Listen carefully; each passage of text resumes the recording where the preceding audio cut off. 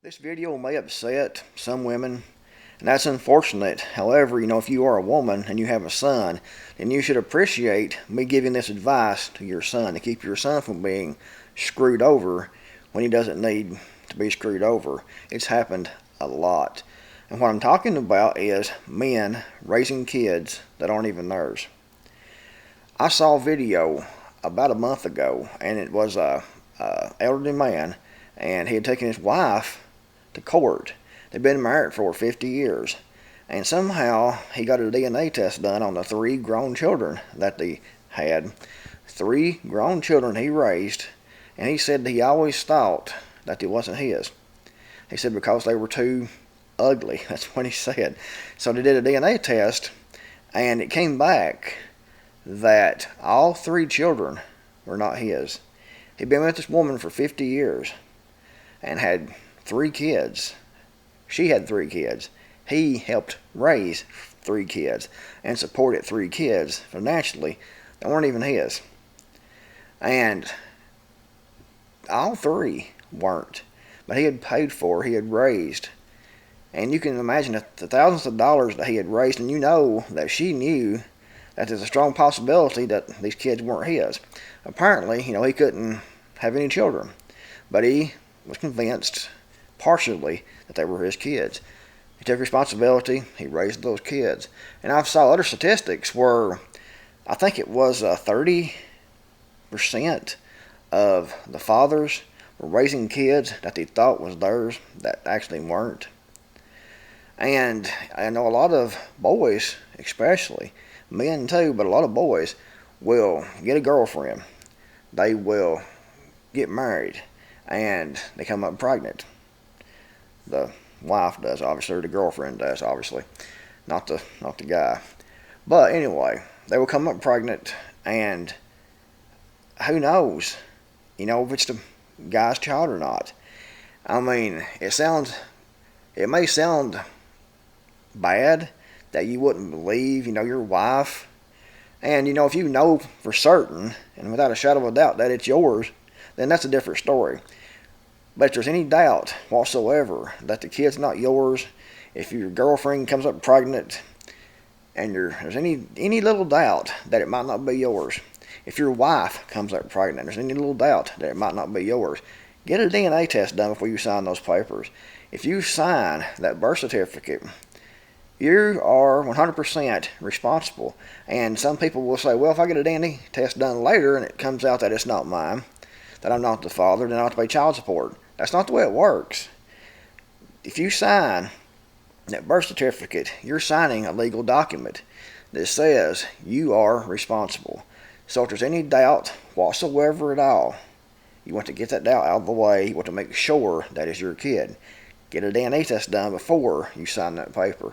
Don't be bullied into it. Don't be guilty into it. Women are really good at making men feel guilty, making men feel like they're the problem. Oh, honey, I would never cheat on you like that. I can't believe that you would even think such a thing. And last 10 months ago, she had 15 guys in that month. And probably during the whole time you've been together, more than likely it does happen. So if there's any doubt whatsoever, any little doubt, do not sign that birth certificate until you get a DNA test done. And if you are a woman watching this and you have sons, you should want your son to hear this video. Because do you want your son to take responsibility and raise someone else's kid financially that's not even his? And if he knows that it's not his and he wants to take responsibility, that's different too. I mean, if that's his choice. But he cannot be lied to, manipulated, just for a wallet.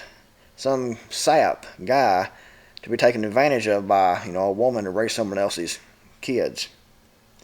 But like I said, if you know it's not your child, that's a different story. You take responsibility, you something you want to do, that's great.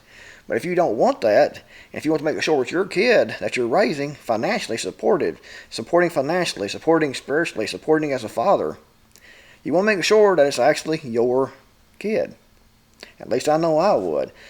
I don't want to raise, another man's kid that I don't know is someone else's kid.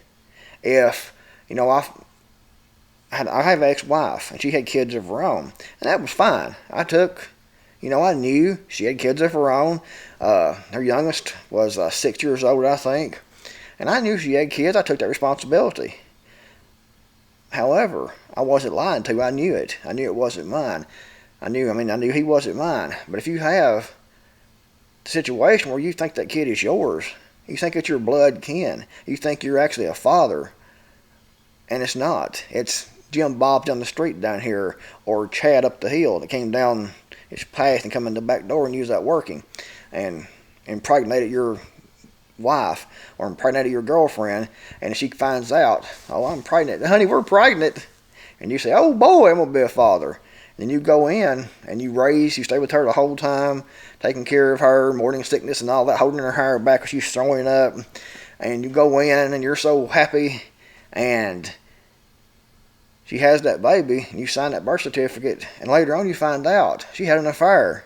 She had several affairs during that same time period. Might not be yours. DNA test done, it wasn't yours, but you signed the birth certificate. So you signed the contract stating that you're financially responsible for that kid, no matter if it's yours or not. So don't sign the birth certificate unless you know that it's your child. 100%, and there's really no way to know 100% without a DNA test done. So my advice is, get the DNA test done.